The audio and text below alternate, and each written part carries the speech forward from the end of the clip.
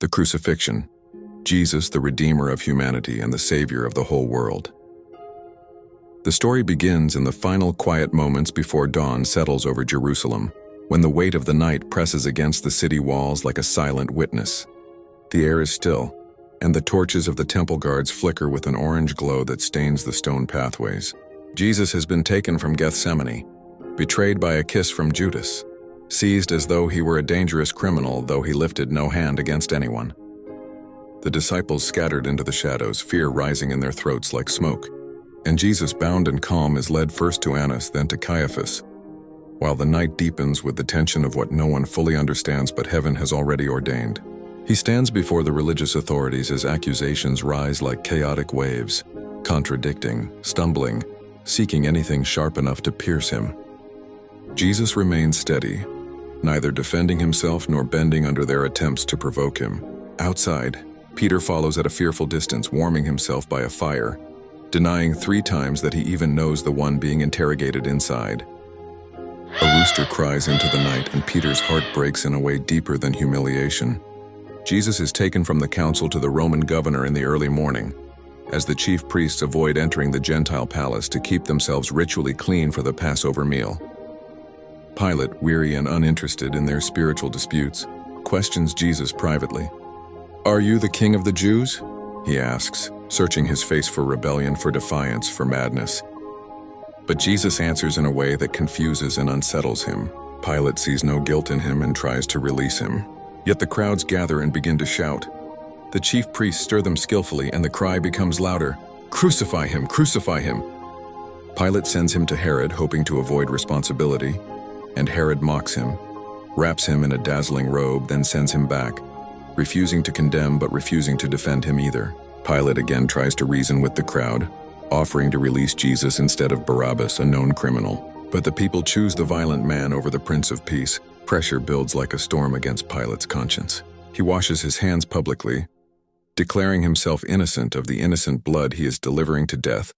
Yet the water in his palms does nothing to cleanse the guilt soaking into the ground beneath him. Jesus is handed over to be scourged. Roman soldiers twist thorns into a cruel crown and press it into his head. They strike him, spit on him, and mock him with bowing gestures, saying, "Hail, King of the Jews!"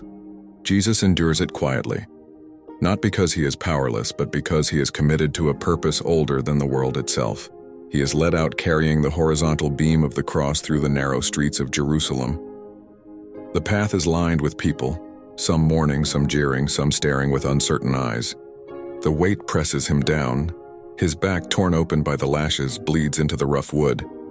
The soldiers grow impatient when he stumbles, and they seize Simon of Cyrene from the crowd to help carry the beam.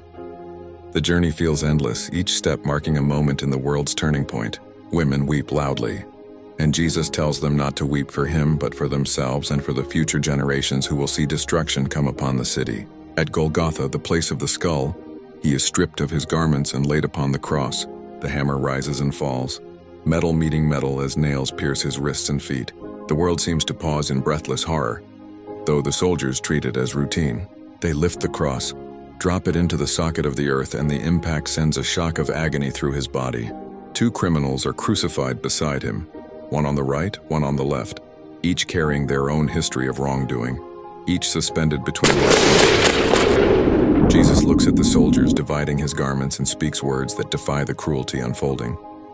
"Father, forgive them, for they know not what they do." The crowd gathers again, mocking him. "If you are the Son of God, come down from the cross."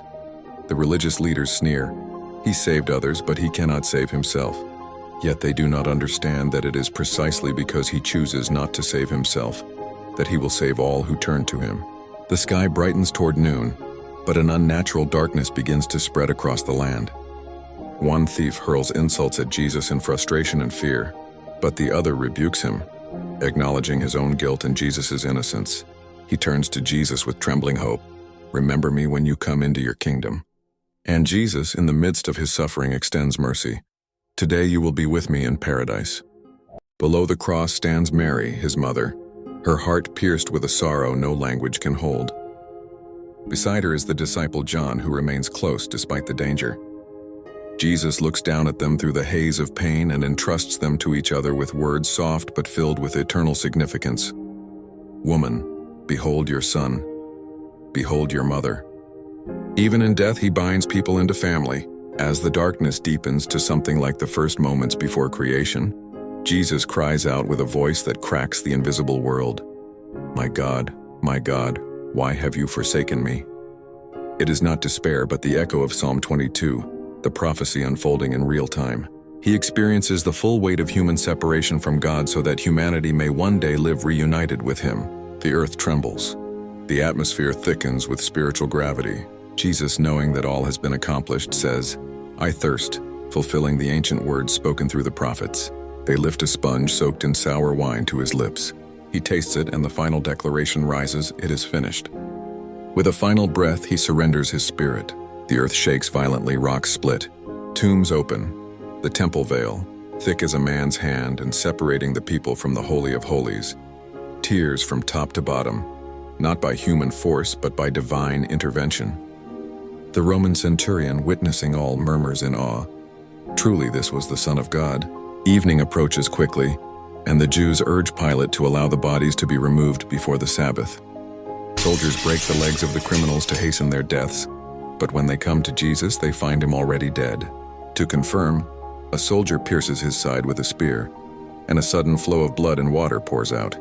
Joseph of Arimathea, a member of the council but secretly a follower of Jesus, asks for the body. With Nicodemus, he wraps Jesus in linen and spices, laying him in a tomb carved out of rock, rolling a massive stone over the entrance. Guards are posted and a seal is set, as though human hands can restrain the plans of heaven. The Sabbath passes in solemn silence. The disciples hide, gripped by confusion and fear. Mary Magdalene and the other women prepare spices and oils, waiting for dawn to break after the holy day. Hearts heavy, they walk toward the tomb early on the first day of the week. As they approach, the ground shakes violently and an angel descends, radiant like lightning. The stone is rolled away, not to let Jesus out, but to let the witnesses in. The guards tremble and fall like dead men. The angel speaks, "Do not be afraid, he is not here. He is risen, just as he said." The women enter the tomb and see it empty except for the neatly folded burial cloths. Mary runs to tell the disciples, her breath catching between awe and urgency. Peter and John race to the tomb. John arrives first, but Peter enters boldly. The emptiness of the tomb is the fullness of God's promise beginning. Mary lingers outside weeping until Jesus himself stands before her. She mistakes him for a gardener until he speaks her name, just Mary, and the world changes. She falls at his feet overwhelmed, and he tells her to go and tell the others. Jesus appears to his disciples behind locked doors, his presence turning fear into astonishment. He shows them his hands and his side. Peace radiates from him, not as mere comfort but as authority. Peace that overturns death. Peace that breathes new creation. Thomas, absent at first, doubts the report, but a week later Jesus invites him to touch his wounds, and Thomas falls to his knees declaring, "My Lord and my God."